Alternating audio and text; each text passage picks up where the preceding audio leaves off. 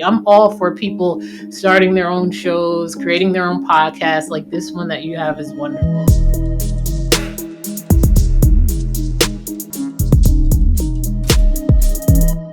Hello, everyone. This is Vinny here for my one more episode of Event Talks. It's a pleasure to be in person live in our studio with our special guest. And if you are joining us for the first time in Event Talks, it's an original series that we talk about different topics for the event industry. We want to bring you creativity, we want to bring you new ideas, and share from DUI and innovation all the important topics that matters for you. So now it's time to say hello to our guest, Shannon Thaler. Thank you for coming. Thank you so much for having me. It's great to be in person. Yes, we're doing everything now remote, right? And being in person, it makes a total difference. Yeah, absolutely.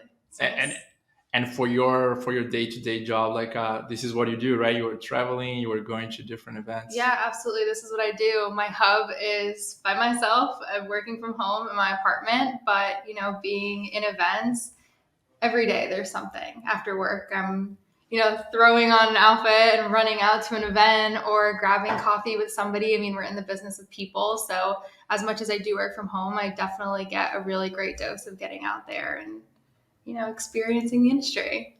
That's awesome. And today you are the senior editor at BizBash, right? Yes. We were talking about like your journey so far to be in this position. So what do you want to share like a little bit about like your background? How was this process to get at the senior editor at the BizBash?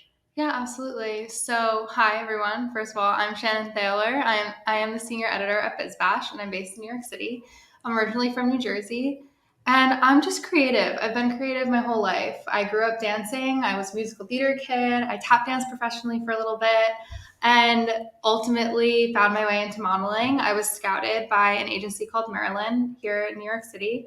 And I was really fortunate to see a lot of success in that. And I took a leap of faith after high school, and I took a gap year, and I traveled the world, and I walked New York Fashion Week, and I shot for magazines, and it was great. And, along the way, I had my own food blog, and I loved cooking while I was away. And I always had this underlying love to write. And I eventually enrolled in an online degree program at Penn State University and studied media, really, finally, for real, and writing. And I actually, the modeling industry is one that has a lot of stigmas. People definitely, it has a stigma of taking advantage of young girls and boys. And I took advantage of it right back, though. Like, I used it as a launching pad for my career, and I was actually shooting the cover of a magazine and making small talk with the photographer. He's like, what do you like to do? I told him I like to write. He asked he's like, oh, I'm actually the editor-in-chief of this magazine. Have you ever covered an event? And I was totally like fake it till you make it mode. And I like, yes. I was like, I think like a sophomore in college at the time. I had never covered an event. And so there I was like the next day, like at the event with him, covering the event. And that's ultimately how I found BizBash, because I spoke to the events team and interviewed the people behind the event. And it was a woman who had previously worked for BizBash. And I, from there, bugged the editor-in-chief and eventually got an internship and found my way back to the events industry with a full-time job. And, really, I think, tied a bow on modeling and did everything that I wanted to do and signed an exit contract. And now here I am. Nice. Yeah. That's I think the impressive, photographer knows that story. I became really good friends with him after that, but I don't know that if he truly knows that I fibbed in that moment. But you were the one like taking like the opportunity, right? Like say I can do it. Yeah. I trusted you. Absolutely. That's definitely something my mother told me growing up, is that your window of opportunity gets smaller and smaller the older that you get. And so, yeah, that was definitely one of those things where it was like I saw the opportunity and I was taking it, because ultimately I knew that modeling was not my end all be all. I wanted to write. Do you miss modeling or anything in particular? I don't. Yeah, I mean, it was great. Now you can maybe modeling on when you are on stage, right? You have been I definitely I get that like camera work when I do on stage, like emceeing things for BizBash, and that's great. But I loved modeling at the time and I loved it for what it was, but it's definitely, I'm on to what I think are like bigger and better things. And I get to really, I have to prove myself a lot academically coming out of the modeling industry. But I finally feel sure of myself in that way. And I love being able to use that side of myself as well. I've seen this a lot, like people from different industries Mm-hmm. shifting to events, right? Like Yeah. myself, I was in the engineering career, Right. and then I decided to build a tech company, and Mhm. eventually we became a event tech company. This is very common, right? Do you have probably some friends in the industry that was completely different careers, right? Yeah, I mean, I definitely think, I'm uniquely positioned being in press, so I get to talk to everybody in this industry, and I don't necessarily sell them anything. I'm just looking to tell their story, and everybody has a really interesting story to tell. And there's people who have come from startup companies who didn't have jobs and, built something out of desperation, who came from other industries. I've seen people who worked in media and events, was in a similar position as I was, and saw the events industry and the professionals that really do it, and then started their own events company. And so, yeah, this is definitely one of the most welcoming, I think, industries that you could ever be in. It's definitely, I go on a lot of business trips by myself, and I'm never feeling like alone. Everybody's willing to talk to you. It's definitely a business of really welcoming, inviting people. Yes, and at the same time, you also needed to experience different industries in the event industry, right? You needed to learn about finance, you needed to learn about technology, you needed to learn about media, sports, right? And that helps you to navigate also if you want to change careers. Yeah, it touches everything in a way that I think people not in the industry don't realize.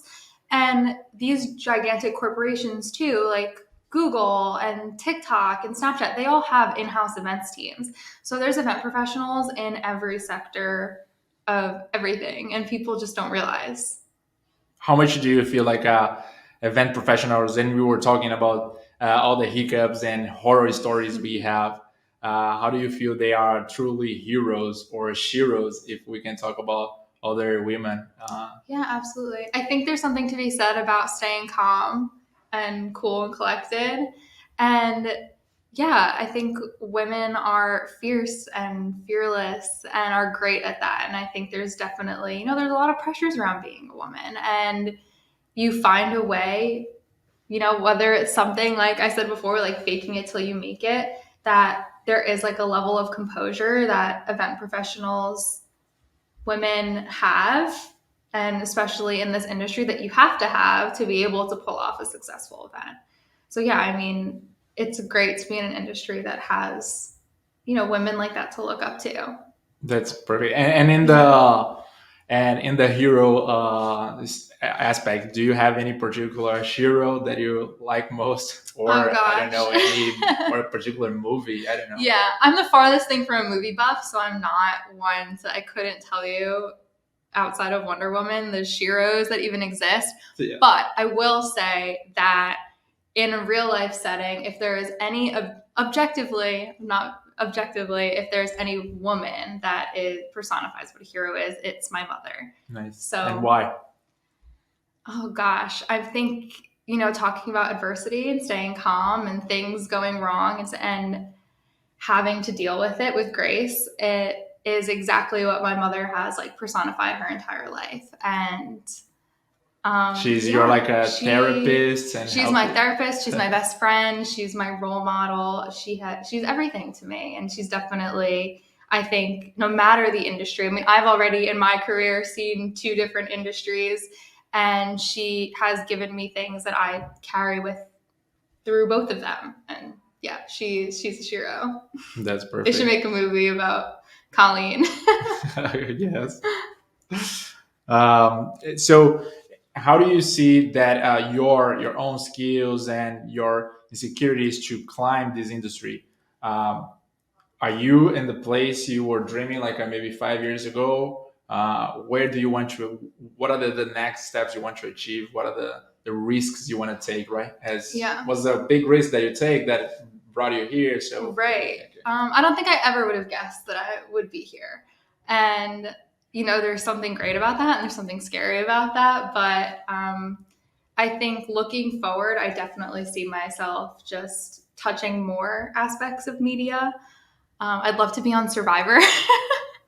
So if anybody knows the CBS show Survivor, but no, career-wise, I definitely see myself, being more in media, even more immersed. And yes, I'm a senior editor at BizBash and I love what I do, absolutely. But I also would love to work personally on some more things and projects, and who knows where that may lead. And I said recently too, like, my future job might not even exist yet.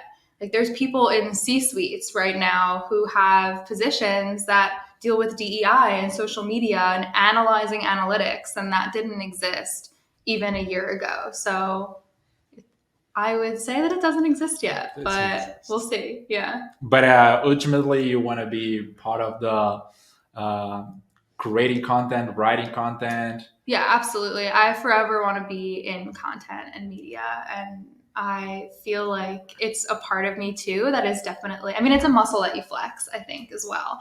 And so when I'm not using it, I miss using it. And I always want to be in media and content. And communication, it's a strong part of our world, right? Like, Right. it's how to communicate, how to improve communications, Yeah. and help Yeah. other people to improve. That is key. For sure. It's the root of everything. And I think at the end of the day, event professionals are storytellers. And That's when you take on a brand or a client and you make a story for them, you're telling whatever story that this client wants to tell. And I love that. What was the best story you experienced in the last maybe 6 to 12 months visiting events?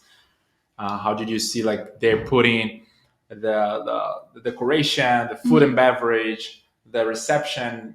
There was one in particular that caught your attention. Yeah, I mean, I get to cover a lot of really amazing events, but one that I actually had the chance to attend was City Harvest Gala, and they do it annually. And, I think there's also an element of the fact that it's a nonprofit organization and it gives back to New York families in need, is really special. And I think also, I mean, growing up, that was definitely an initiative that was important in my house. And, I remember this project when I was young, and you had to like come up with something that, like, if you could cure one problem in the world, what would it be? And I remember mine being child hunger, and it lends itself to that. And this past year, like, everything that they do, like Charlie Puth performed live, and then they brought out one of the classes of an elementary school with inner city children who, most of them can't afford to have food on the table, and they sang alongside Charlie Puth, and I swear there was like not a dry eye in the room. And then Jeff Bezos gets up and does like an auction to send somebody to space. And it's great to see, like, you don't always see this side of people with that level of wealth and authority in our society, like giving back and being like there with the children. And oh my God, it was such an emotional, amazing evening. And David Stark Productions does the event aspect behind it every year, and leaning into like Robin Hood and Peter Pan and all those things. Like, the theme was windows, and so there were violinists, and their silhouette was like in a window. It was unbelievable. Yeah. And where was it? Was in the... It's at the Javits Center in New Javits York Center, okay. in January. So hopefully, I mean, time's coming around again this year. I hope to be able to attend again. But yeah, that was definitely, I think, the deeper meaning behind that event was definitely one that like still resonates with me. Yes, and that's a great idea for corporations, right? To support nonprofit organizations, or even doing gala events for real the things like you create emotion with people, right? Yeah. If you have a real emotion, people will remind and remember your brand for many, many times and recommend your business. Yeah, exactly. It's a great opportunity too for executives that wouldn't otherwise be, in the room, like mingling with people, to be there and to like, put a face to a name and seem a little bit more approachable. And, it's not every day just like using that event as the same example that you see somebody like Jeff Bezos, like mingling in a room, seeming so human. So yeah, those moments are really special, and events are definitely a platform to do that. Nice. Yeah. And I was reading your blog, and I saw one of the mantras that you wrote was You are allowed to be both a masterpiece and a work in progress simultaneously. Yeah. So how real this is for you, and even for our event industry, right? Like you must be a masterpiece when you put an event, but at the same time, there is always something that you can improve. Yeah, exactly. And I think so that blog, it was called The Cutie Foodie, and it's definitely, maybe I'll resurrect it one day, but it was something that I used as kind of like my creative outlet while I was modeling. And I think that quote, I don't really remember where I saw it, but it definitely resonated where it's like, oh, I'm showing up to set and having to be perfect. My skin has to be flawless and my hair has to be perfectly colored and nobody can see like my real color. But like I go home and I'm a mess. I'm a hot mess. And so, yeah, you can be both. We are all. We're all. Yeah, we're all. Right? Like we go to the bathroom and we do all the shit. Right. Literally. And then it's just so I think, you can carry that through any industry, but when it comes to events too, like you have this end product and you welcome guests and it looks amazing, but you don't 10 minutes ago they're like the tables could have had like no tablecloths on them, and the events people could have been running around like chickens with their heads cut off, and there is still probably something in the backstage that is going on, right? Exactly. For the next the next time. That's the magic of it all too. And yeah, the people in this industry are able to pull off some pretty incredible things. Yeah, and today it's so easy to be judgmental, right? To judge things and say, oh, this is bad or that's not my standard. But also because of the social media aspect, right? We are posting everything all the time. So we want it to be perfect on social media. So at the same time, people will judge as if we're not perfect. Social media is curated, and in my bio, on Instagram, it says a highlight reel, because that's exactly what it is. It's a highlight reel. You don't see the moments that I don't want you to see. And, as real as people may quote unquote like want to be on social media, there's still a level of it that like people will never know and that's okay. But just being transparent about the fact that, yeah, it is a curated feed and it's the best of everything. Yeah. Nice. Yeah. And today we are living through like this, our personal and professional life, they're all mingled, right? They're all commingled together. For sure. Yeah. So how do you look to your schedule, and you have like a work-life balance on your schedule? We know how events are hard. You needed to travel. Most of the time probably not an executive right flight. Yeah. And all the issues. So how you manage this, like your work-life balance? Yeah, work-life balance is hard. I'm no expert because I'm a morning person. So the second I open my eyes, I'm checking my email. So definitely not an expert. But because I am a morning person, I think I try to like hard stop 5 o'clock, 5:15. But you pick a time in the afternoon and you're like, you know what? I have a life and I have to log off afterwards. And I definitely also, I'm getting better at this. But once a week in like the thick of the work week, like a Monday to Thursday, I'm picking a day and I'm going out with my girlfriends and I'm not talking about work. And, I definitely think I have a small... Not checking the smartphone all the time. No, yeah, exactly. And I'm selective about my friends as well, because I want to be with people that like I don't feel like, are going to judge me, or I leave feeling empowered. I feel like everybody has like that one friend where you go out with them and you're still only talking about work. And that's kind of like your identity is kind of wrapped up in your success of all of these things. And then you leave like drained. But, I love a Tuesday night girls' dinner where you just kind of feel re-energized, and it's perfectly placed on Tuesday. So that Wednesday, you're refreshed for the week. Perfect. Yeah. Yes.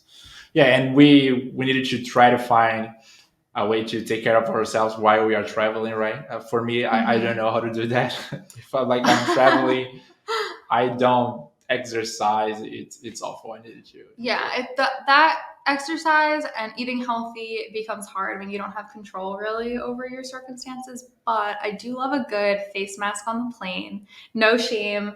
Just those like eye patches or a face mask, like when you're like in the last hour before you're landing, just so you feel good. And sleep, really. I think, if you can't work out or eat what you want, you can at least control when you go to bed. Yeah. So yeah, but work in progress. Nice. That's perfect.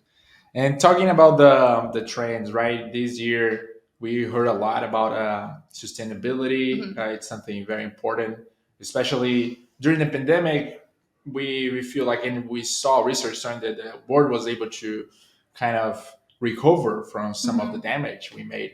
But now we know how some bad impacts the event industry bring in terms of sustainability. Do you think this is a main tone for next year, or what are the trends you see for next year's? Yeah, sustainability is huge. It's definitely top of mind right now, no matter who I speak to. And just, coming off of IMEX, it's all anybody wanted to talk about. And it's admirable because I think people are really realizing, like, gosh, like we're putting ourselves in a situation that might be irreversible. And what is that going to mean for future generations? And, I don't think anybody, like, we might not see the effects in our lifetime, or our children might not see the effects in their lifetime. But I think the ball is finally rolling, and I'm seeing a lot of carbon calculators is like a big thing, and numbers don't lie. So it's a great step towards really seeing your footprint and seeing how you can make it a little bit smaller. Any recommendation do you have for people in the industry or for the brands how to become more sustainable with our booth? We assemble all that booth. What are we gonna do with all Right. that things? Right, exactly. I mean, I think it's about like looking to the experts because they know best. And you could say, I mean, they teach you when you're so young, like reduce, reuse, recycle, but what is that what are actionable things? What does that actually mean in the context of everything? So I think when you have something like an IMEX, you'd hope that IMEX's leadership team is kind of pointing you in the right direction, or like, here is a way. I know, like, at the end of the event, there were all these bins to like recycle your badge. And so you'd hope that they're also, giving exhibitors ways to be a little greener. Perfect. That's perfect. And another hot topic, like a very important trend, not just a trend, right, but something that we needed to fix. It's gender pay gap, Mm-hmm. right? What are the things that that you would like to share? And I'm curious about, like, maybe in the modeling industry, is there a gender pay gap reverse, or? Yeah, in the modeling industry, there is a reverse gender pay gap. But everywhere else, yeah, there's a pay gap. Oh my gosh, I feel like I just saw recently that like women are still only making like 84% of what men make. And, you know, I have a lot of things to say on the topic, but pay at the end of the day is a really taboo topic, and people are afraid to talk about it. And it has this weird, like, fear around it, like, oh my god, I can't talk. And the only reason that is because there's differences. And if you spoke about salary, then you realize just how different everybody's salary is. And then maybe we'd be all a little bit more on a level playing field. So I want to say, let's be more transparent about it. But I'll say to women, because I could just go on and on, but without getting into the details, like, fight for what you're worth. Because at the end of the day, like, you only hope that your leadership hears you and get what you want, but you're gonna have to fight for it. So don't be afraid to do that. Speak up. Nice. Yeah, and now in New York there is a new law. I think Mm-hmm. was this week, that all the jobs, they needed to be very transparent about the Right. how much they're paying, right? Yeah, I remember that was something when I was first applying for jobs, that it's crazy, like, that you don't know. And then especially, your first job out of college, and they ask you what you're looking for. You have no idea. You don't know what to compare it against. And it's a different world than like when my mom was first entering the workforce. And so it's a hard thing to kind of ask for advice on, but they really don't give you many resources to like know how to navigate the world financially. And unfortunately, it's all just kind of live, mess up, and fix it and learn from that. So, I hope, is that just like a New York state law? I think it's New York State law, or at least in the city, but Okay, yeah, probably. well, yay, New York City for being a little bit more progressive on that. But you can only hope that, you know, that just becomes a more widely accepted piece of an application. Perfect. Yeah, definitely, it's something that we can improve together, right? Yeah. and talk about this. It's all about like having those conversations. Those It's awkward conversations sometimes. It's hard conversations sometimes. You need to expose some information that you don't wanna, but it's the only way to come with better solutions, right? Absolutely. You can't like fix anything without having the problem. Nobody knows what to fix if they don't know if there's a problem. So if you're suffering silently and you're not telling your boss what you need or what you want, then how will they ever know what you need or what you want? And, inflation definitely comes into play. And I think also having remote teams, depending on where you work in the country, can have a really big impact on how much your like life expenses are. And that all needs to be a part of the conversation because, coming at it, I think not from a selfish place, but from a place of like, I'm not just greedy for more money, like I need more money to live, and this is why, and this is the percentage that inflation has gone up, and this is, the work that you're expecting of me is a much more valuable tactic, I guess, to get what you want, but you definitely have to fight for what you want. Yes, everyone. Yeah. Oh, both sides, right? Companies needed to fight to get more customers and increase revenue. Employees needed to fight to get paid what they believe it's worth. It's the right amount. So Yeah.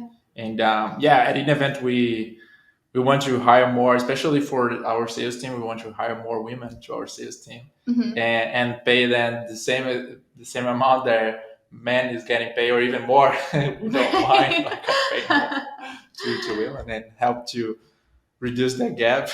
Yeah, absolutely. We still have a ways to go. So Yeah, we see, because our industry is, in some level, it's dominated by female, right? But we don't see that on some C-level positions and some boards. Yeah. How is it? How do you see that? It's something that you believe it's a work in progress. Probably more. We will see more women building more event companies. Yeah, I definitely think it's a work in progress. Absolutely. I think, going back to the point of like, there are in-house events teams at these big corporate companies that people don't even know about that, more often than not are male dominated and unfortunately are not as progressive or that as we would like them to be.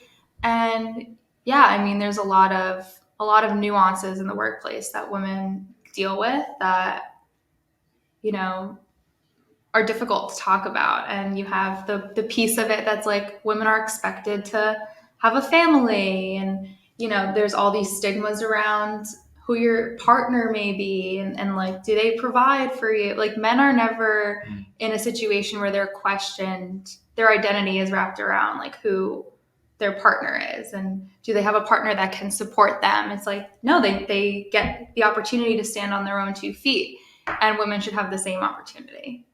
Yeah, it's something that we should not ask, right? It's not a question that we make, and it doesn't matter who's providing like for you. And Yeah, I mean, and if biologically, we are both human beings, and so we deserve the same opportunity.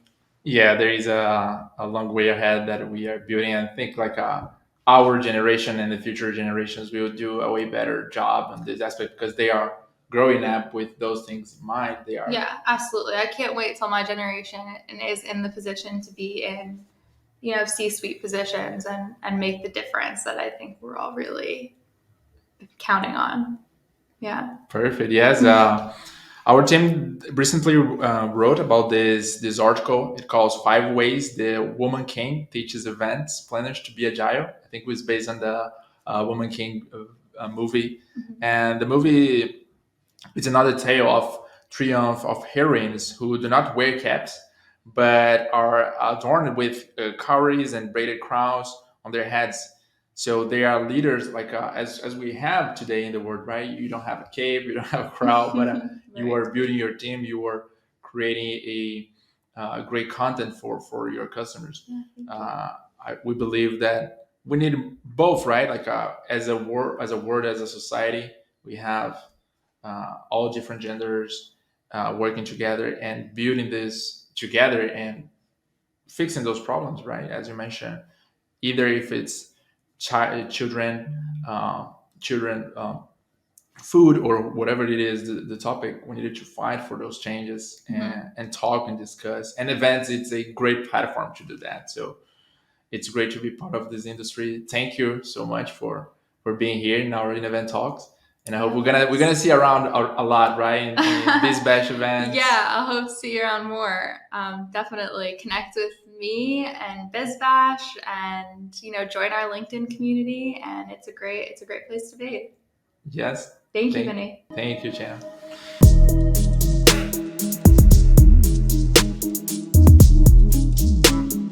There is like a level of composure that event professionals, and especially in this industry, that you have to have to be able to pull off a successful event.